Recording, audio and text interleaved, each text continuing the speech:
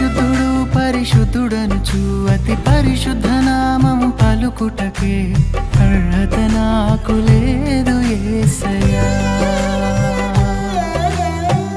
పాపమే లేని నీ పరిశుద్ధ రక్తమే నన్ను శుద్ధి చేసి అర్హత కలిగించెను.